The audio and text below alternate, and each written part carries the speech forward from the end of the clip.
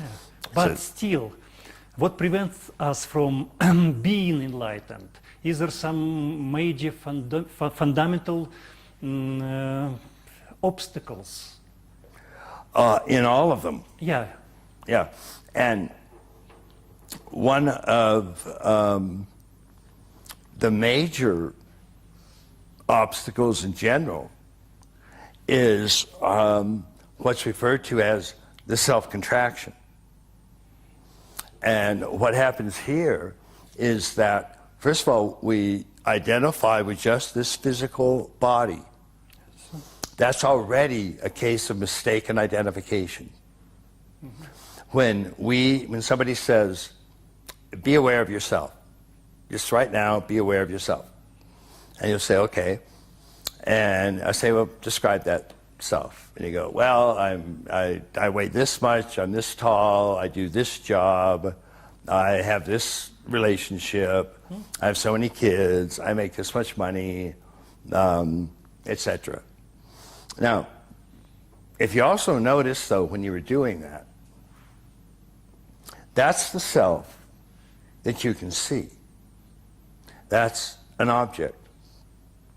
But there's also the self that was looking, the observing self, the witness. That can't be seen as an object. That's doing the seeing. And it's that seer, that witness, that is the true self, that is one with spirit. And so the stance of that true self is, I have sensations, but I am not those sensations. I have feelings, I am not those feelings. I have thoughts, I am not those thoughts. All I am is this pure witnessing awareness. And this awareness then calls the original face. The face you had before your parents were born. Now, all that means is that this true self doesn't enter the stream of time. It's prior to time. It's what's aware of time. But it's not itself in the world of time. It's timeless. And so that's why it's the same self you had before your parents were born. It's the same self you had 100 years ago. It's the same self you had 1,000 years ago. It's the self you had before the Big Bang. It's before Abraham was, I am. Tell them, I am sent you. The sense of I amness that you have. You can think back a month ago. What were you doing? Most people can't quite remember what they were doing. But one thing's certain. Your sense of I amness was present. Yeah. And you can think back 10 years. What were you doing? Yeah. I don't know what I was doing. Your sense of I amness Exactly. was there. Exactly. Yeah. I remember very clear when I was at age 6, and I started, and it was after I learned about death. My grandfather died, and I was at funerals, and I started to think, am I die also? And my consciousness expanded to such extent that finally I realized my true self. Right. And you know, it's never changed since Yeah. that time. I know it's for sure. Yeah. A lot of stuff changed, but this not changed. Yeah. This is the one experience that humans have that never changes. It doesn't have, it's equivalent to emptiness. It's pure. It has no qualities, no content, no characteristics. It's just this pure I amness that is aware of everything that's arising.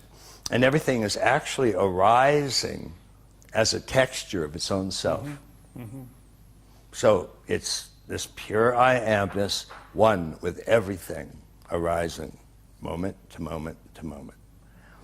And it's the same self, the same true self, the same I amness present in all sentient beings.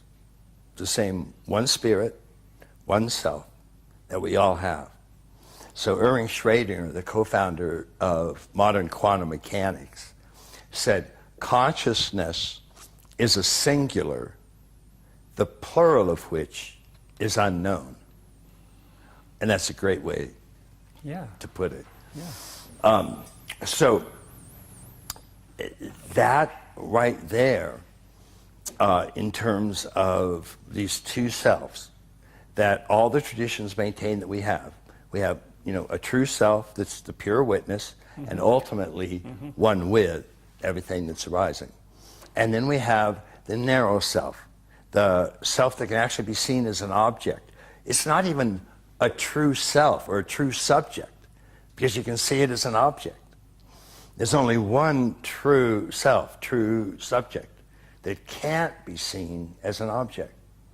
When you try to look for your true self or look for I amness, all you find is a sense of freedom, a sense of liberation from identity with all of these small, finite things. And so that sense of radical freedom, of radical release, is the fundamental nature of I amness, or true self. And so by shifting to that I amness and that freedom, that's also free then of all finite problems, free of suffering, free of fear, free of fundamental craving or addiction, free of fundamental avoidance, and is an awakening to which is awakening to our own eternal, timeless truth. And so it's awakening to before Abraham was, I am. It's awakening to before the Big Bang, I am. And it's not because I am is everlasting. It's because it just never enters time. It's just in the pure, timeless moment. And so that's what makes it radically free and paradoxically radically full. So that's something that is also crucial for realizing.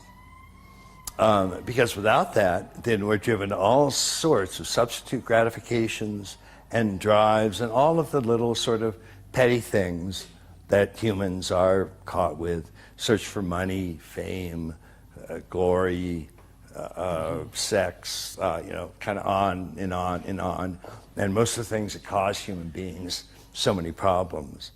And now to those we've added global problems. And so now more than ever, we need a unity of both of these types of development. Structure, growing up development, and state waking up development. And as we put those together, then our chances for survival sort of marginally increase, become a little bit better, a little bit better, a little bit better.